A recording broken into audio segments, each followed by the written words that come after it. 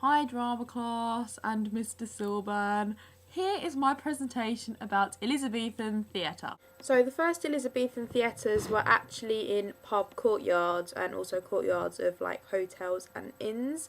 And the reason that they were in these places is because they were kind of like a new thing. So if they weren't in a public place, no one would have known they were there. And also because pubs were so popular, it kind of got an immediate audience and made theatre really, really well known. The reason that they were outside is because electricity hadn't been invented yet, and lighting a 3,000 people capacity room with candles would have been way too expensive. So by having the performances outside, you had natural light. Because otherwise at night you'd be watching a show and it would be like this, and that's not very good. After theatre had established itself as a popular pastime among many different classes and age groups and stuff, actual theatres were built instead of just having the shows in courtyards.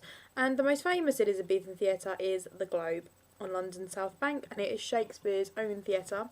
And now I'm going to show a little cute picture of it and say some stuff.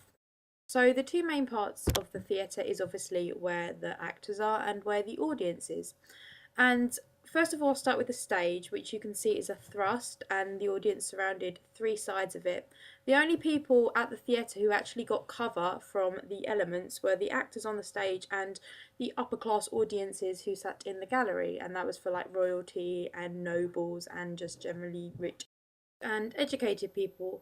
The bit that covered the stage was called the heavens, and this was painted blue with like clouds on it, so it looked all heavenly, I guess. And it was what the actors used if they needed to drop down from the roof on harnesses, for example in the flying scene in Midsummer Night's Dream. In this more detailed picture of the Globe, you can see on the right hand side a balcony which is just above the stage, and this was originally put in place for two reasons.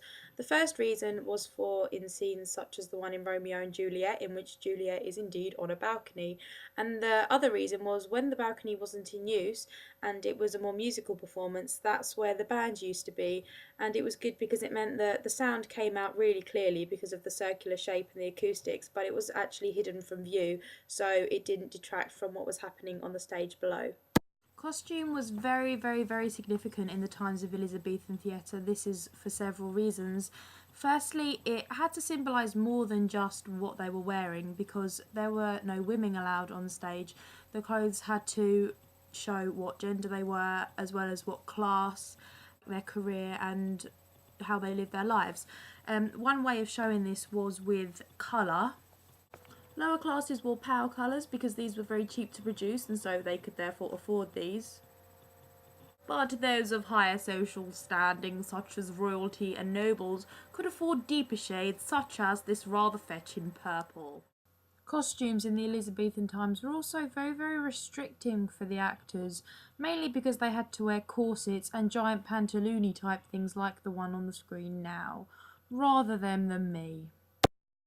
Another really, really, really big difference between Elizabethan theatre and today theatre was the audiences. Nowadays, if we go to the theatre, we're expected to sit in silence, not rustle any sweets, not cough really loudly, not let our phones go off, and definitely not throw anything at the performers. However, in the Elizabethan times, it was the complete opposite, except they didn't have to worry about turning their phones off because phones weren't invented yet.